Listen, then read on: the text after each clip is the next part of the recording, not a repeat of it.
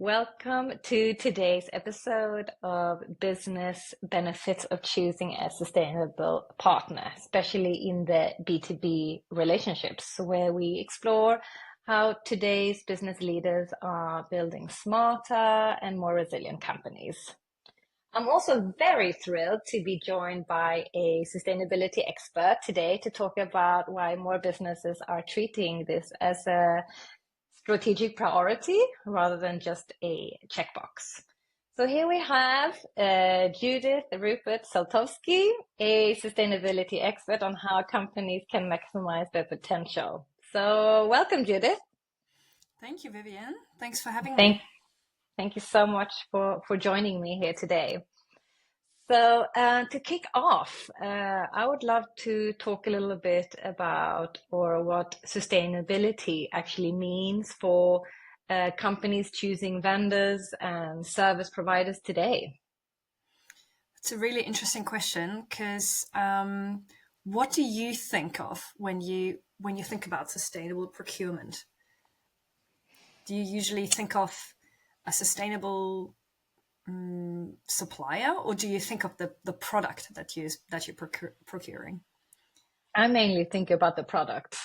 Exactly. Most people would go, oh, but I'm buying, certified copy paper or something, or printing paper. So everyone thinks of Exactly. sort of environmentally friendly products, but it's actually so much more than that. So when we talk about sustainable procurement, we look at two things. We look at the sustainability level of the supplier. So how sustainable does that supplier run his business? And we also look at the sustainability of the products or the services they offer. Yeah? So, for example, when you think of a sustainable supplier, we look at, do they have policies in place, sustainability policies? Do they pay their people fairly? Do they comply with sort of human rights? Is there child labor? Yeah, so there's so many Yes. things to look at other than do they have solar panels on their roof? Exactly. There are so many layers, right, to a business in general. Even if you have a product, there are still so many layers behind that product that can be considered a service, which I think is so important to consider. Yeah. And then with products, again, there's so much more to a product than its carbon footprint or whether it's recyclable.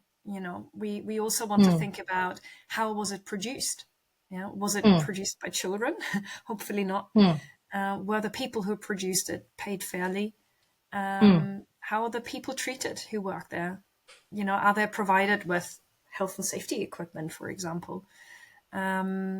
Or do they receive training on compliance? So it's really more complex than what you think it is. For sure, for sure. And why do you think more CEOs or company owners are starting to factor in sustainability into their vendor decisions? I mean, not just, checking a box, as I mentioned earlier. I think ultimately it's all about minimizing risk. So if you have a very resilient supplier and a resilient supply chain, obviously that gives you predictability for your own operations, right? So you want to make sure that who you're dealing with, really. So that is sort of the common sense answer. But in reality, I see a lot of emphasis still on price, quality, speed of delivery. And sustainability is sort of just tags along.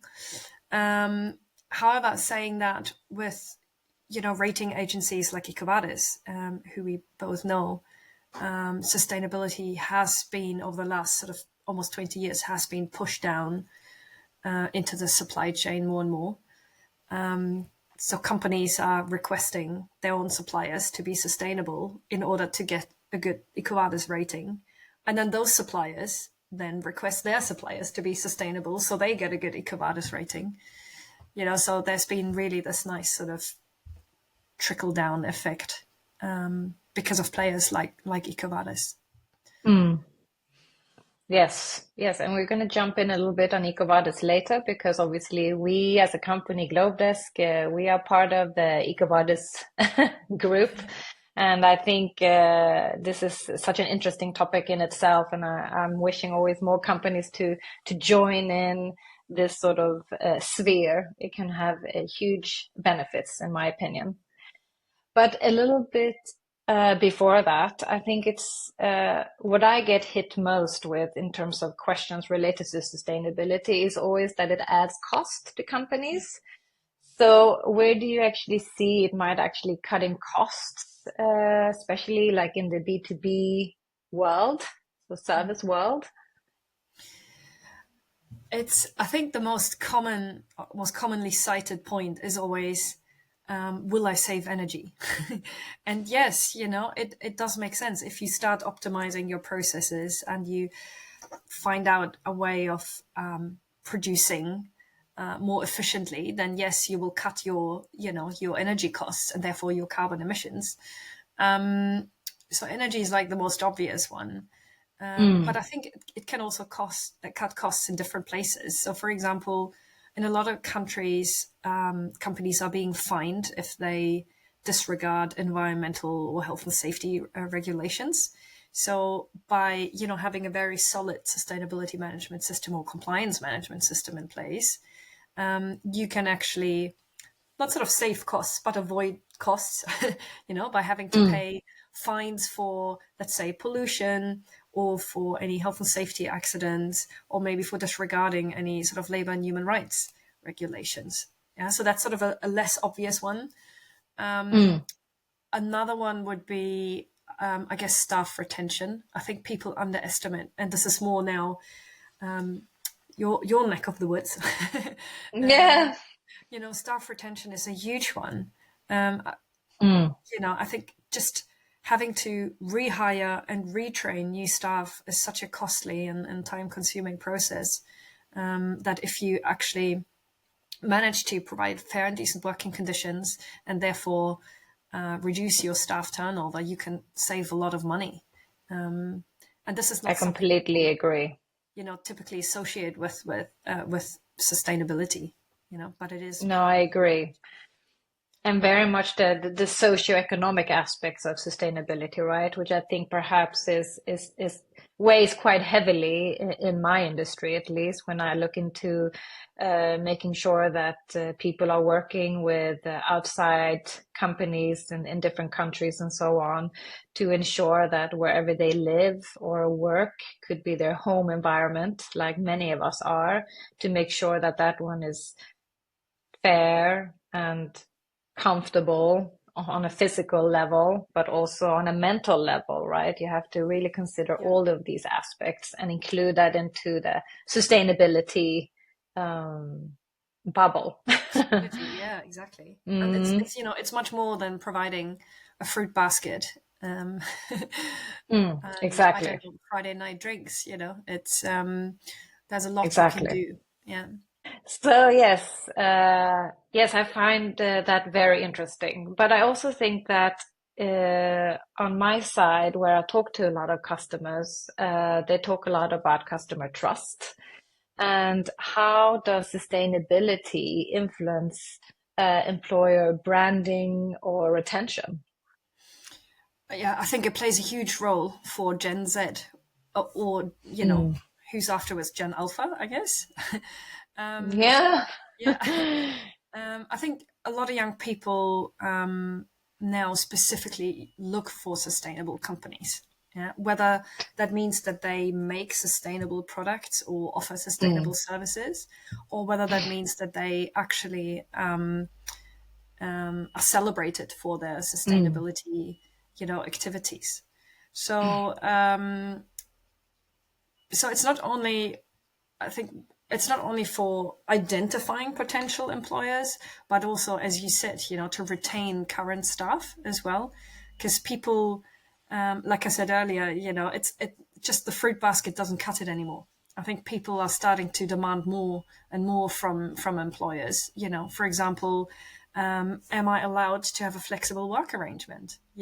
mm, And especially now after COVID, I think a lot of companies were very flexible because they had to be, and now they're calling people back into the office, and it doesn't sit well with a lot of employees. So, so many people got used to working from home and working flexibly that they don't want to give that up anymore. For sure. No, I don't think so either. And then I think a lot of young people are way more purpose driven than maybe the boomers or even, definitely Gen X and maybe even a few millennials, although I think it started to kind of change with the millennials. But if a company is known for, I don't know, oil spills or child labor or whatever, a lot of the young people just are not interested in working for them at all. Yeah, I completely agree. There's definitely more pressure on companies to not just incorporate sustainability, but also vocalize it, I think, and Yeah, making and sure to walk the that talk. Yeah. walk the talk, exactly. It's not Yeah. just, let's say, the greenwashing of labels, which I think you saw much more about 15 years ago, and where I now feel like with the help of EcoVadis too, right, for companies to physically implement real changes. Yeah. Yeah, And I definitely. think this is so interesting because it kind of leads up to my next question. And it's really about these sort of real world examples, which I always love to hear. And I think a lot of people like to hear. Do you have like maybe an example of a company who made like great results? I mean, financially or in any other way from working with a sustainability partner or vendor? Um, yes, I mean, I recently worked with a company that got an EcoVadis Platinum, um, Mm, which was absolutely vital, for mm, them and for retaining their mm, biggest client. So mm. their biggest client had said to them, unless you have gold, we're going to delist you. So the pressure was really, really high. Interesting. Ooh. Yeah, to get to a certain level. And then obviously having gotten platinum provided, a bit of a buffer as well. But that I see more and more often, that Mm, earning your own sustainability credentials, and by working with sustainable suppliers yourself in order for you to get your sustainability credentials, is vital. I mean, existential for some companies, especially smaller companies, because often they have sort of like a bunch of smaller clients, and then there's really one big one that carries them through. And if they lose mm, that contract, it would mean the end of the business, pretty mm. much. Yeah. Yeah, exactly, exactly. And I mean, what changed for them, these companies? What? How did we get them there? How did we make them Mm, more sustainable? mm, Yeah. mm, We basically set up a sustainability management system for them. So we created mm, a suite of different sustainability policies, so an environmental policy, a labor and human rights policy, an ethics mm, policy, and a sustainable procurement policy.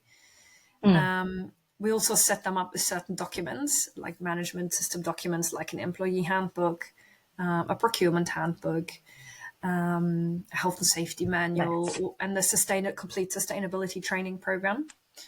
And then in the end, we created a KPI overview, a key performance Mm, indicator overview, to measure our sustainability efforts, or the mm, progress towards our goals that we had set ourselves. And then we published all of that in a sustainability report, that they okay. are doing on an annual basis. So we did the full circle, in terms Mm, of, I don't know if you know, what the whole Plan, Do, Check, Act system. Yeah, so the mm, policies, the measures, and the KPIs. And I think, yeah, initially it was a bit of an upheaval, to create all these I can processes imagine. and documents.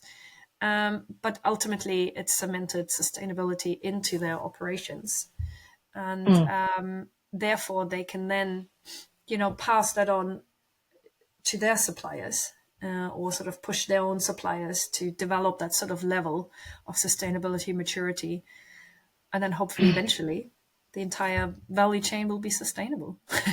That's very Yes. idealistic, but Exactly. I have to say, as GlobeDesk did the same procedure when we decided to become certified with EcoVadis, and I think it was such a healthy experience to sort of go through and really review what sort of policies you have within, let's say, the environmental sustainability. But in our case, we really looked a lot in the social economic sphere for to making sure that our employees and teams that are hired with other companies, that they are very comfortable and that they feel something very basic. It could be something extremely basic, but just like, a specific chair, right? If you might have back problems, for example, that, you might not be able to or want to pay yourself, but then we can sort of help them achieve those sort of very small goals, but will have a long-term effect, yeah. hopefully, health wise, mentally as well. I think it can have a really big impact. Mm.